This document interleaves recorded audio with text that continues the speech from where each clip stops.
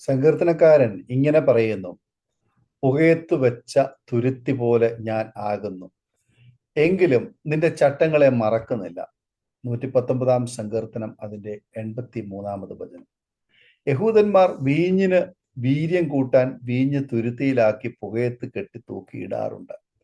നാം ആകുന്ന തുരുത്തിയെ ആത്മീയ വീര്യം വർദ്ധിപ്പിക്കുവാൻ കഷ്ടതയാകുന്ന പുകയിൽ കൂടി ദൈവം കടത്തിവിടാം. ദൈവം നാം ആകുന്ന തുരുത്തിയെ പുകയത്ത് വയ്ക്കുന്നതിന് പല കാരണങ്ങളുമുണ്ട്. ഒന്ന്, ജീവജലം നൽകുന്നതിന്. ഒരിക്കൽ ഈ തുരുത്തിയിൽ ജീവജലം ഉണ്ടായിരുന്നു, എന്നാൽ അവ വറ്റി വരണ്ടിരിക്കുന്ന അനുഭവം. ആദ്യം ദൈവം നൽകിയ രൂപം മാറി ദൈവത്തിന്റെ സ്വപ്നത്തിലെ രൂപം തിരിച്ചു തരുവാൻ ദൈവം നാം ആകുന്ന തുരുത്തിയെ പുകയത്ത് വയ്ക്കും. ഹാഗാറിന് നൽകപ്പെട്ട തുരുത്തിയിൽ ജലമുണ്ടായിരുന്നു, എന്നാൽ മരുഭൂമിയുടെ ചൂടേറ്റപ്പോൾ ആ ജലം വറ്റിപ്പോയി. ദൈവം അവളുടെ കണ്ണ് തുറന്നു. അവൾ ഒരു നീരുറവ് കണ്ടു. ചെന്നു തുരുത്തിയിൽ വെള്ളം നിറച്ചു, ബാലനെ കുടിപ്പിച്ചു. ഉൽപ്പത്തി പുസ്തകം 21-19 വചനം. പണ്ട് നമ്മുടെ തുരുത്തിയിൽ ജീവജലം ഉണ്ടായിരുന്നു.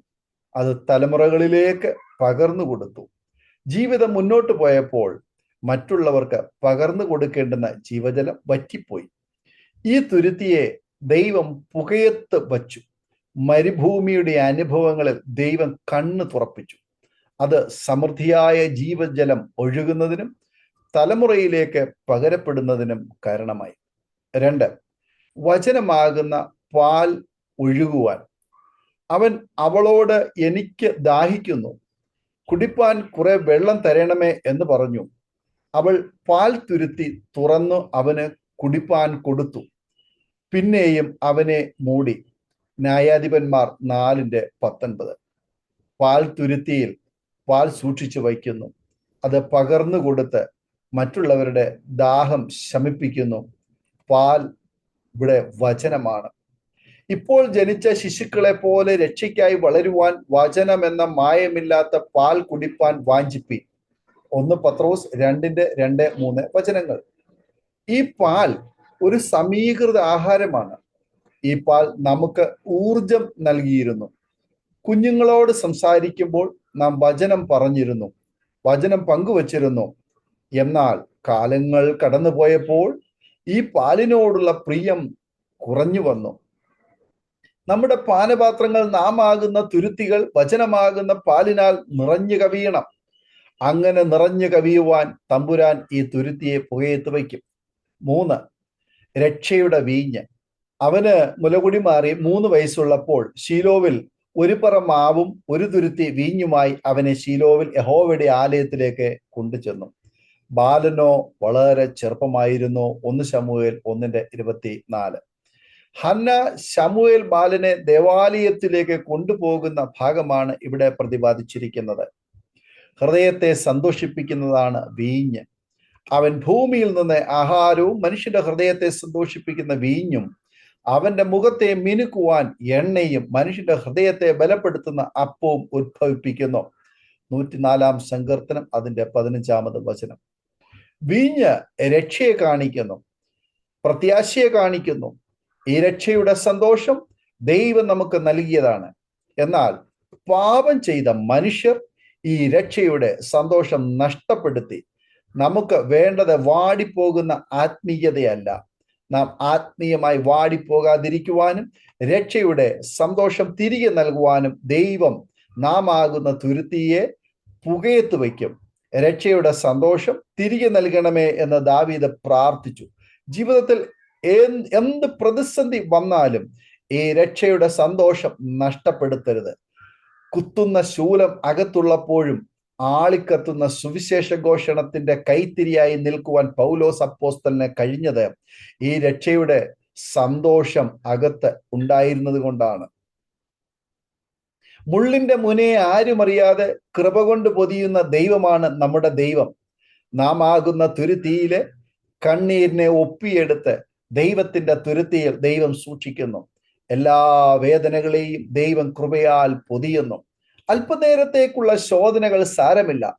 പുകയത്ത് വയ്ക്കുന്നത് നഷ്ടപ്പെട്ട രക്ഷയുടെ സന്തോഷം തിരികെ നൽകുന്നതിനാണ്. 4, എണ്ണ. അതിന് അവൾ, നിന്റെ ദൈവമായ യഹോവയാണ്. കലത്തിൽ ഒരു പിടി മാവും തുരുത്തിയിൽ അല്പം എണ്ണയും മാത്രമല്ലാതെ എനിക്ക് ഒരു അപ്പവും ഇല്ല. 1 രാജാക്കന്മാർ 17:12. സാറാഫാത്തിലെ വിധവ പറയുന്ന ഭാഗമാണിത്. 104 സങ്കീർത്തനം 15 വാക്യത്തിൽ ദൈവം മുഖത്തെ മിനുക്കുവാൻ എണ്ണ നൽകുന്നു എന്ന് പറയുന്നു. ദൈവം മനുഷ്യനെ സൃഷ്ടിച്ചപ്പോൾ അവന്റെ മുഖത്ത് ഓജസ്സും തേജസ്സും ഉണ്ടായിരുന്നു.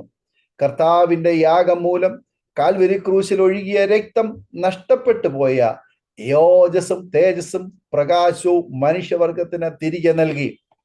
കാൽവരിയിൽ ഒഴുകിയ ഈ പുണ്യ തൈലം നമ്മുടെ പാപങ്ങളെ ശുദ്ധീകരിച്ച് രക്ഷ നൽകുന്നു. ഈ രക്ഷ സ്വന്തമാക്കിയ ദാവീദ് ഇപ്രകാരം പറഞ്ഞു: എൻ്റെ ആത്മാവേ, നീ വിഷാദിച്ച ഉള്ളിൽ ഞരങ്ങുന്നത് എന്ത്? ദൈവത്തിൽ പ്രത്യാശ വയ്ക്കുക, അവൻ എൻ്റെ മുഖപ്രകാശ രക്ഷയും എൻ്റെ ദൈവവുമാകുന്നു എന്നിങ്ങനെ ഞാൻ ഇനിയും അവനെ സ്തുതിക്കും. 42 സങ്കീർത്തനം 11 വചനം. ദൈവം നമ്മെ പുകയത്ത് വയ്ക്കുന്ന തുരുത്തി പോലെ ആക്കുന്നത് ഈ മുഖപ്രകാശ രക്ഷ തിരികെ നൽകുന്നതിന് വേണ്ടിയാണ്. തീയിൽ കൂടിയുള്ള ശോധനകളൊന്നും സാരമില്ല. അവ ആത്മാവിന് ജീവജലം നൽകുന്നതിനും വചനത്താൽ വളരുന്നതിനും ഹൃദയ സന്തോഷം ലഭിക്കുന്നതിനും മുഖപ്രകാശ രക്ഷ കൈവരിക്കുന്നതിനും ആണ്. തീയിൽ കൂടിയുള്ള ശോധനകൾ ഒന്നും സാരമില്ല.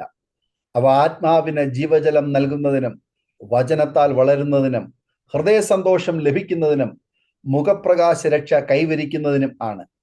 തീയിൽ വെന്തിരിയുമ്പോഴും ഓർക്കുക, തട്ടാൻ സ്വർണം തീച്ചൂളയിൽ വച്ച് ചൂടാക്കി അതിൽ നിന്നും സകല മാലിന്യങ്ങളും അഴുകിപ്പോയി ശുദ്ധീകരണം പ്രാപിക്കുന്നത് വരെ ആ ലോകത്തിൽ നിന്നും കണ്ണെടുക്കുകയില്ല. അതുപോലെ കഷ്ടതകളാകുന്ന പുകയിൽ നാം ആകുന്ന തുരുത്തിയെ ചൂടാക്കുമ്പോൾ സൃഷ്ടാവായ ദൈവം നമ്മിൽ നിന്നും നോട്ടം മാറ്റുകയില്ല. നാം ശുദ്ധീകരണം പ്രാപിച്ച് തനിത്തങ്കമായി മാറുന്നതുവരെ കർത്താവിന്റെ കരുണാർദ്രമായ മിഴികൾ നമ്മെ കണ്ടുകൊണ്ടിരിക്കും.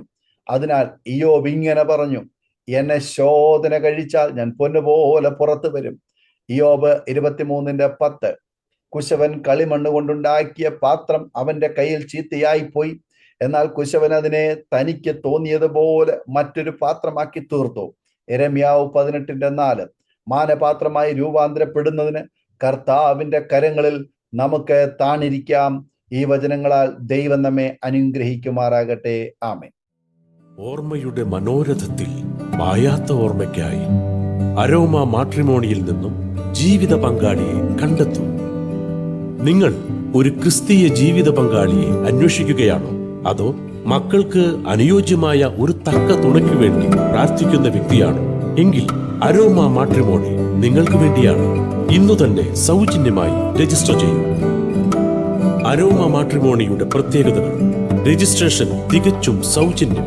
ലോകത്തെവിടെയുമുള്ള അനുയോജ്യമായ ക്രിസ്തീയ ജീവിത പങ്കാളിയെ തിരഞ്ഞെടുക്കാം. വിവാഹം നടക്കുന്നതുവരെ സർവീസ് ലഭിക്കുന്നു. ഏറ്റവും ചെറിയ പാക്കേജുകളും തിരഞ്ഞെടുക്കാം. അരോമ മാട്രിമോണി നിങ്ങൾക്കായി ഒരുക്കുന്നു വിവാഹം പരമാനന്ദം. Email aroma matrimony2020@gmail.com